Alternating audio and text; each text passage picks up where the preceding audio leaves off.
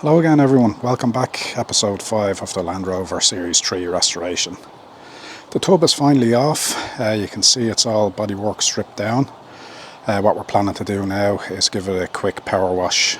Guys, before we get into the video, just want to give a shout out again to Rusty Metal. He gave me a shout out on his channel, so I just want to say thanks for that. I really appreciate it. And if any of you are into football, there's two lads I want to give a shout out to. It's my son Adam and his friend Jamie. They both make football video edits. They're both working really hard to try and get their subscribers up. So I'll pop a link to their channel. It's Adam Edits and Jamie Edits. I'll pop a link to both the channels in the description. If you could pop along and maybe give them a like and subscribe, it'd be really good for the lads. They're just struggling to get the numbers up. So yeah, they'd be delighted with that. So I suppose we'll get into it, guys. What we're planning on doing now is we're going to power wash it down. There's no point in grinding rust with oil and everything on it.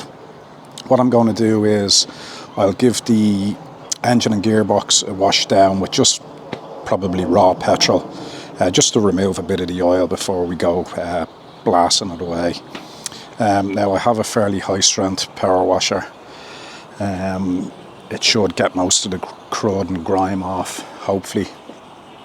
So yeah, you can see the tub sitting there. It wasn't in too bad condition. There's a few bits and pieces that'll have to be straightened out and a couple of panels replaced. I am going to go to full hog and replace both back panels and the floor, kind of the heavy gauged panel on the floor. Again, we'll leave that for another video. We'll concentrate on this for now. Yeah, so the plan is we're going to wash it down. Once we have it washed down, I'll probably go... I already kind of started grinding a little bit at the rear axle just to see what type of condition it's in. And it's not bad. Once we get the muck off, we'll give it a proper scrub down. The plan then is to probably jack the back up, and I'll probably remove that back axle and go at that completely. I might make this video a little bit of a restoration video as well on some parts, just because I'm waiting on rebuild kits and I want to keep the videos going for you, because there's a huge amount of work to do, and I think if I sit around doing nothing, waiting for bits and not making videos, it's just going to drag on. So the plan is we'll power wash it down. I'll show you how we're going to go about removing the rust, a couple of rust removing solutions. We'll start on restoring a couple of the small parts, and I'll show you the paint and prep that goes into it. We'll get the bits to a nice reasonable finish, and I'll show you a few tips along the way. So yeah, I might stop the video there. I'll set up the power washer, and I might just show you a quick few minutes of the power washing. I'll do a time lapse just to show you the areas I'm hitting. I'm not really worried about the chassis, because as I said, it's going to be a completely new galvanized chassis on it, so we're not really worried about that. I'm more worried about the axles, the gearbox and the engine. So we'll wash it down, and then we'll go start removing maybe a few bits off the engine, and I'll show you a few bits of restoration for this video. Right guys, stay put, and we'll give you a bit of a time lapse.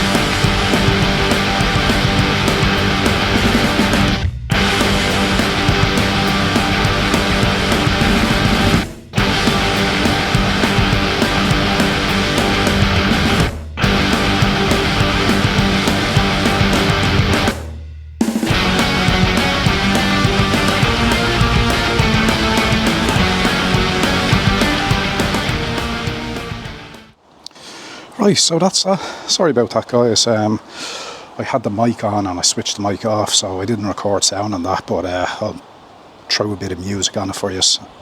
Sure, it was only listening to an old power washer anyway. But yeah, really happy the way that turned out. It's actually after taking off a good bit of the rust as well. You could see the power in that thing.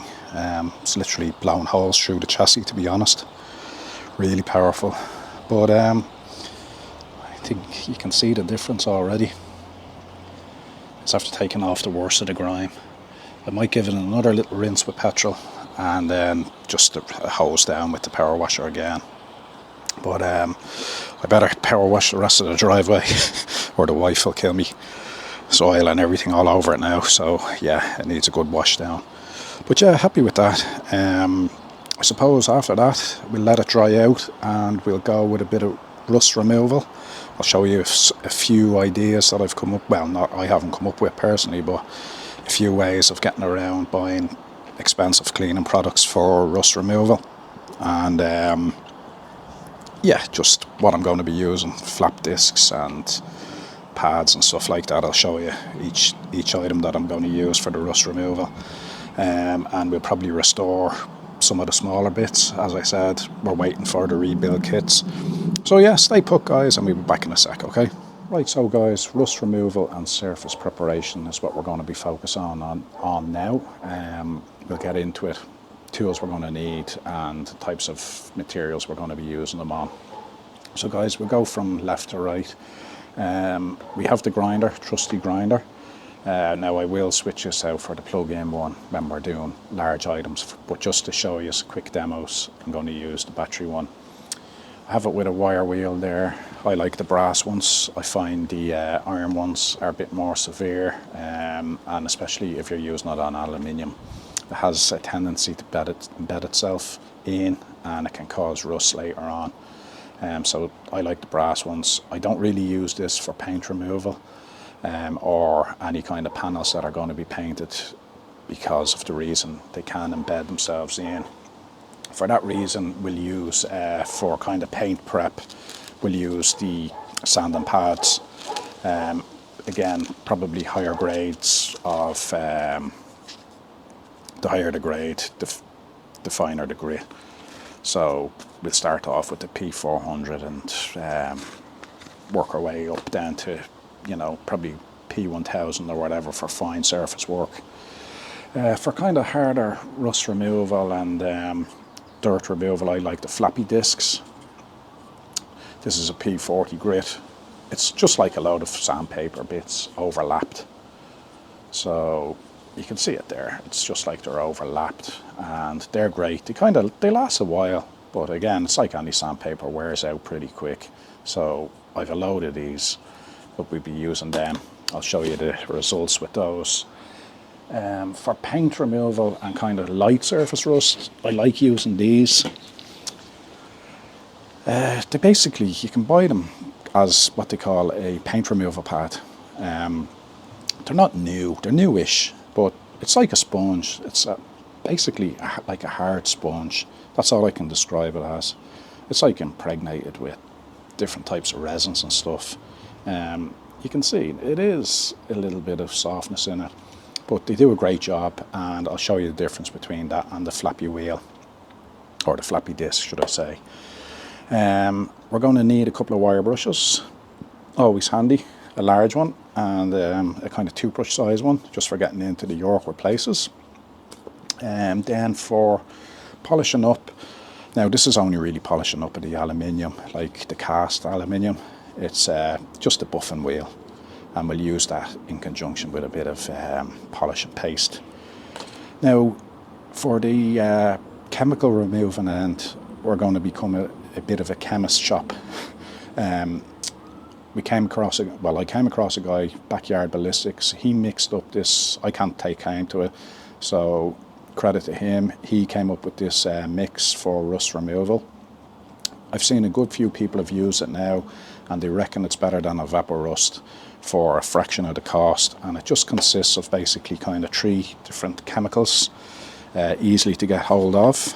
The main ingredient is citric acid. The next we're looking at is bicarb of soda, or baking soda, or yeah, soda bicarbonate, as some people call it. Can be easily picked up anywhere, guys.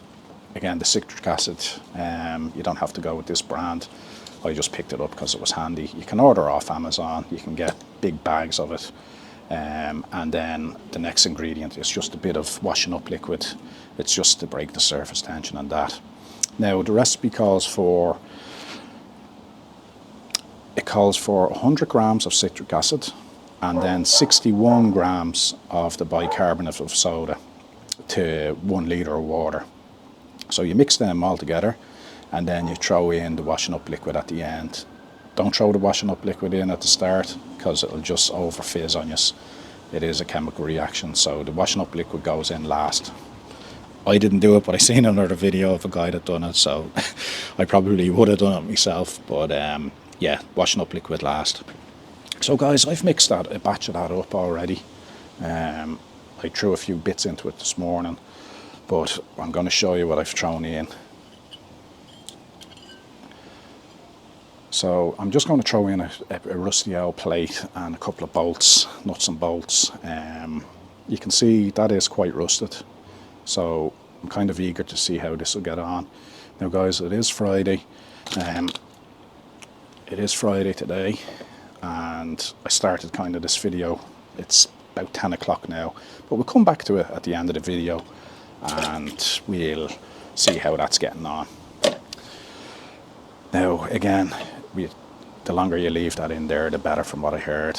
We're probably looking to try and leave that in for 24 hours. I'll show you in the next video. I'll show you at the end of this video what it's getting to, and we'll show you at the end of the video, or in another video, how it kind of came out after the 24 hours.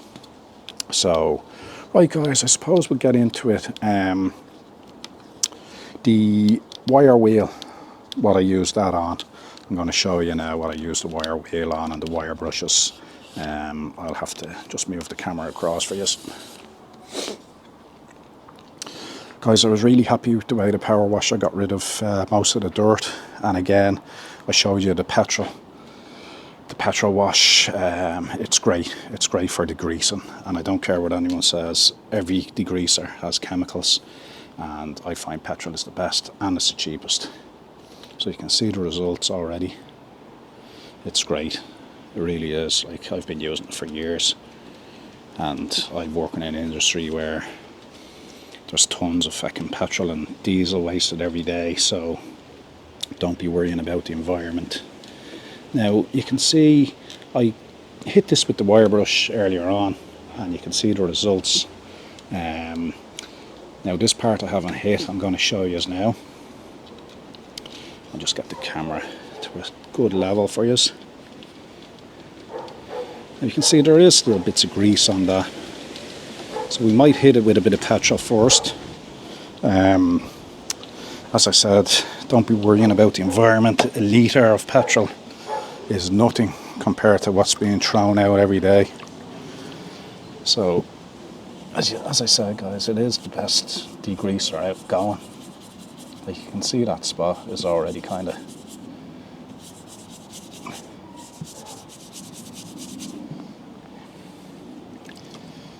it's already not evaporating, but it does shift it. It does a great job in shifting grease, because grease, when it's left over years, it basically congeals into like a nearly like a silicone, goes rubbery. And now if you're worried about your hands, put a pair of gloves on. Sorry about the dog in the background. Don't know who owns him. Doo-doo-doo.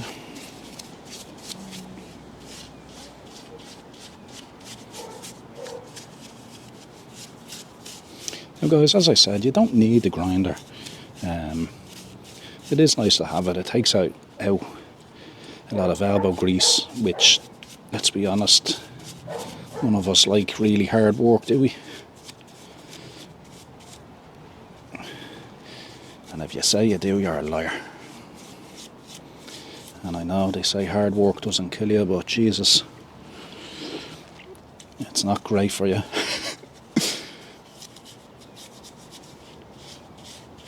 Right, we'll leave that at that. I'm only wasting time now.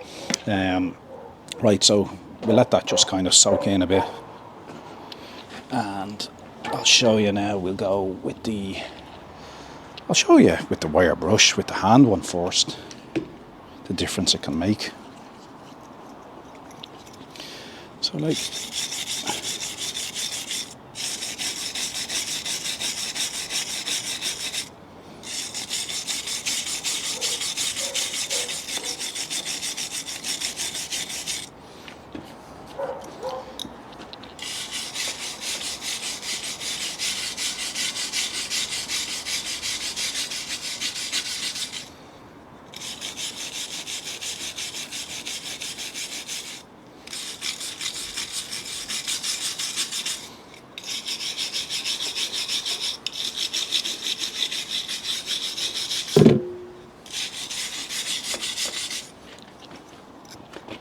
I don't know whether you can see that already, guys.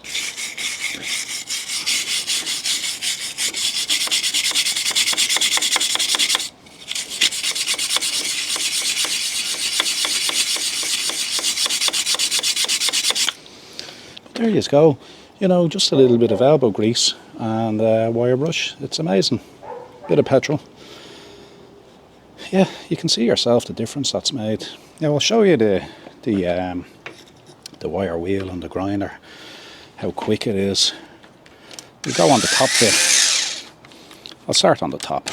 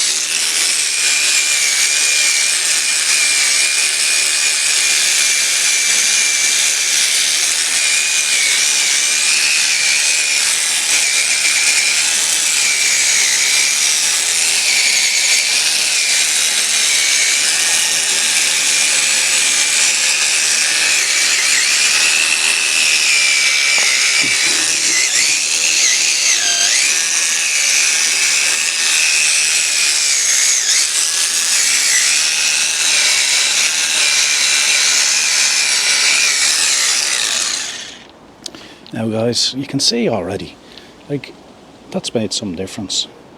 Sorry, I hadn't even got the camera up on the top bit. But you can see the difference that's made already. Like, what were we at that? 2 minutes? 3 minutes?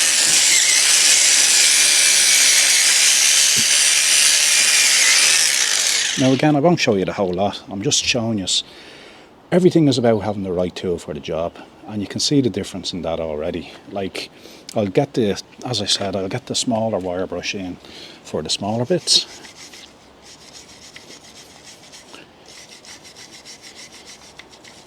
So again, a perfect example of the right tool for the job. And guys, you don't always need tools, but it is nice to have them, and it does make everything easier. Again, everything with this is preparation, surface prep, and yeah, the longer you spend on your prep, the better the result, basically. So that's all I was kind of making this one for, this video. Now I'll show you on the axle what we're dealing with. Now I hit that earlier on with the wire brush on top, but I hit that earlier on in the week, as I told you, with the flappy disc. But you can see the top is kind of all rusted up. But, you know, a light rusted, that's what you're going to get with light rust. Now I'll show you the wire wheel on that.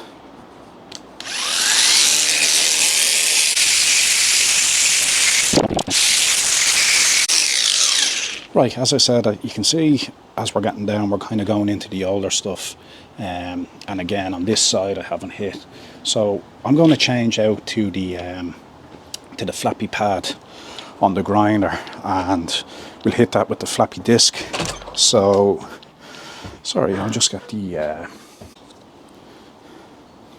So now, I'll show you the floppy disk, the difference. It is heavier, it's more severe. You'll see now in a sec.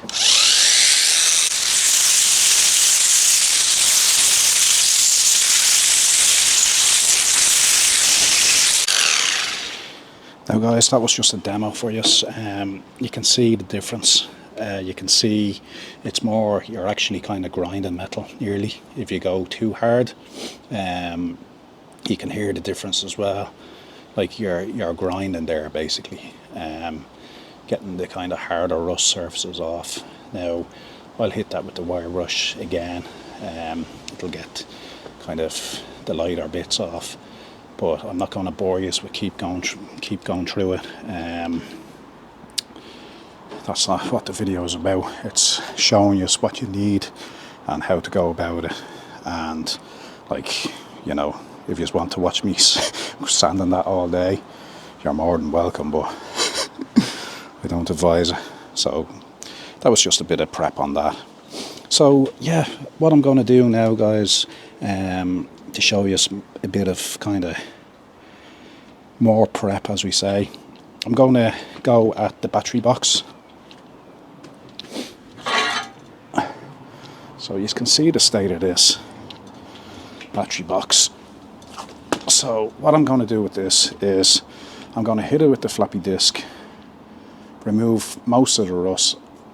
The harder parts I'll probably have to get in by hand with a bit of sandpaper and wire brush and stuff, but I'll remove as much as I can.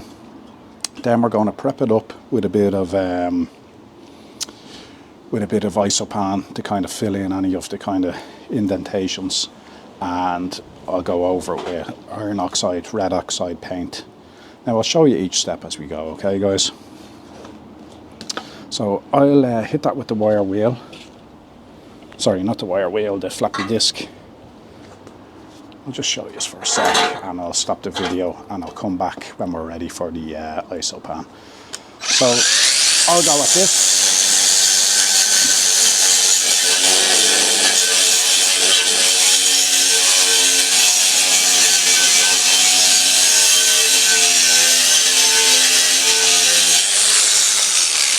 Right, I'll stop the video there, guys. You can see the difference it's making already.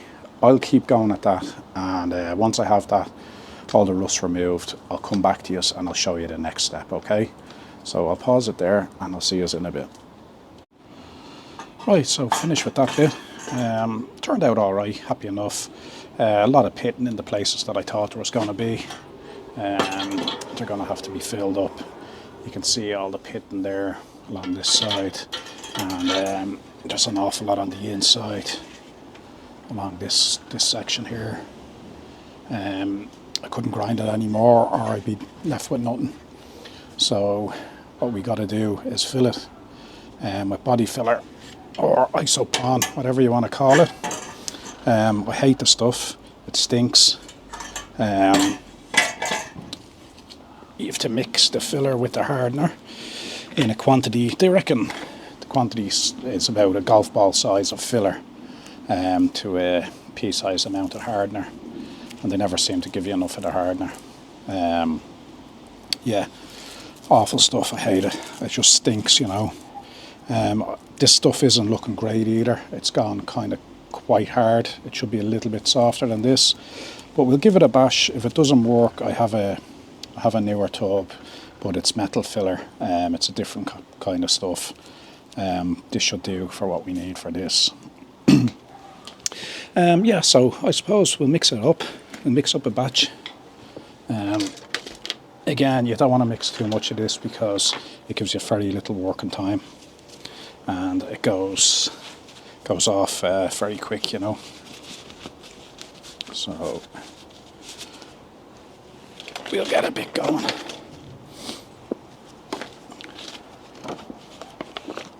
Now, there's no science to it. It's just literally eyeball it.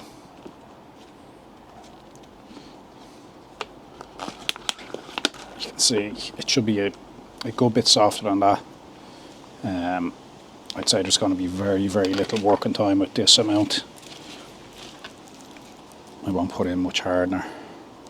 So I'll show you what I got, guys. That's about it. That's about the amount of hardener you need. Not a whole lot really. But again, as I said, not a whole lot, but they never seem to give you enough. I'm just using this thing that I cut off a bit of a tray. So basically that's it, guys. You just mix it up and just spread it on.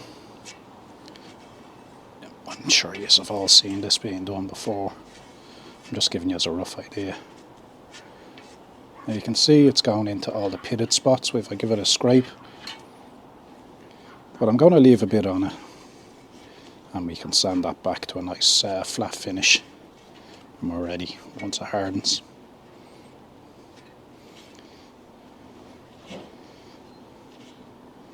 So that's the process of it, guys. There's no rocket science to it.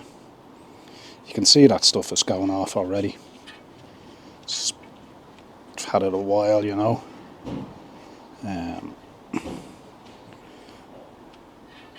So that's it. You don't want to.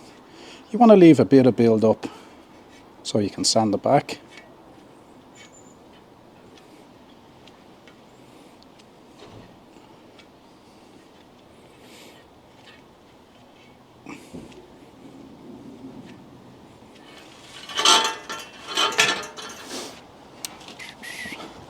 It's got a wee bit more.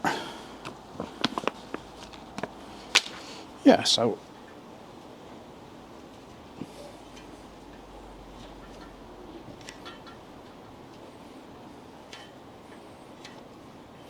now I know that's filling up the holes that are there, but I can drill those out again.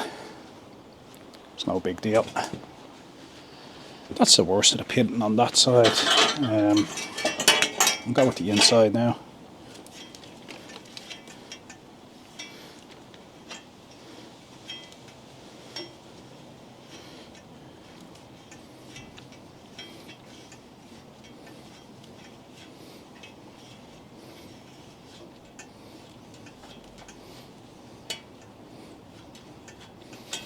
Now again with this, when you sand it back, you might find you still need to go over with a kind of another lighter coat, just to make sure everything is filled. Now they do another thing called a glaze for when you're ready to start painting. You can wipe it across, it's a bit thinner. But this should do for this piece. I'm going to mix up more of it, guys, and I'll finish out the whole lot. I'll show you it before we go sanding it. So I'll pause it there. No point continuing on and watching me fill this. So I'll pause it there and I'll be back with you when it's done and we'll start the sanding process.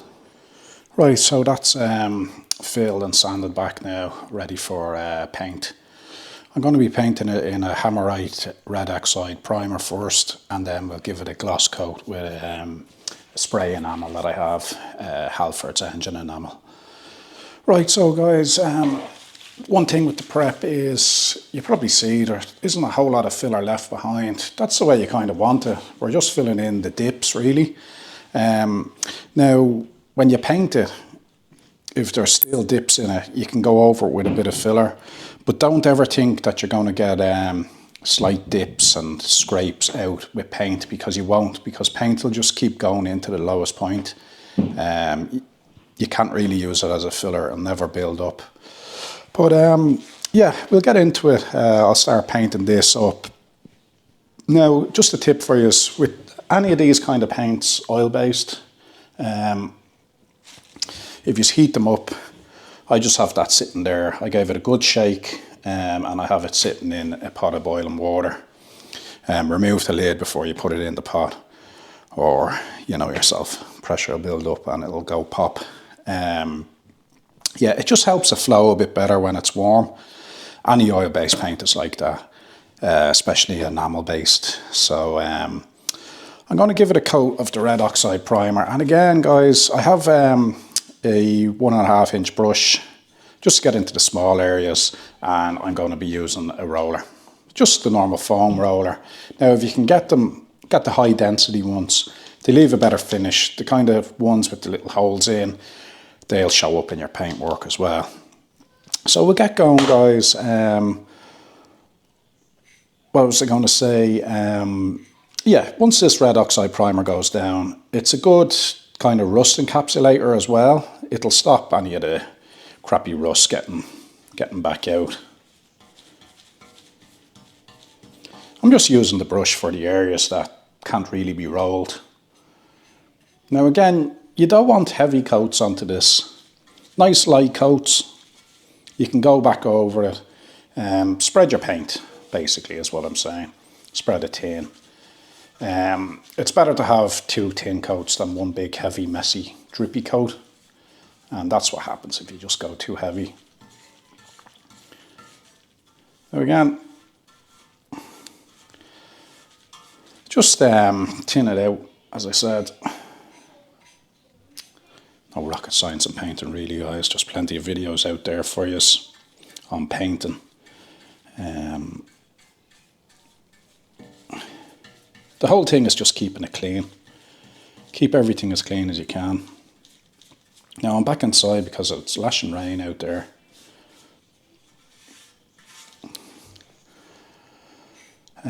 Yeah, it just started lashing, so I said I'd move inside. So I'll give this one thin coat. You can lay it on with the brush and then what we call is laying it off then with the roller, just to give it a better finish, get the kind of brush strokes out.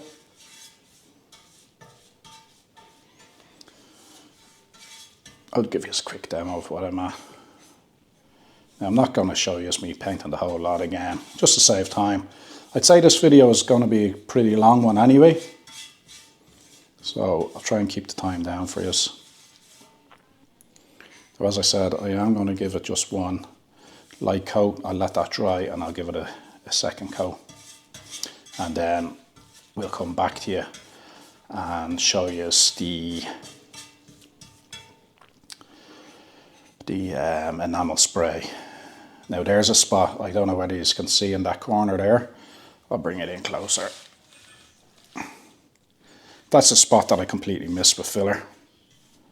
Now when this coat dries, I'll go over it with a bit of filler again. And we'll fill that in. And that's the beauty of fillers. Fill it, give it a coat of paint. The paint will always show if you're low. Like there's another, I can see another tiny little low spot there as well. Now again, you probably think I'm being fussy. I want to get a nice finish on all this stuff. And as I said, this part alone was 300. It's £300 to buy. So it's worth saving this bit and trying to do a good job on it. So that's what I mean. We lay it on with the brush and then just lay it off with the roller. Get all the kind of brush strokes out. Because we're going to be spraying it with a spray can. And if there's any kind of brush strokes in, as I said, the spray can is going to pick them up.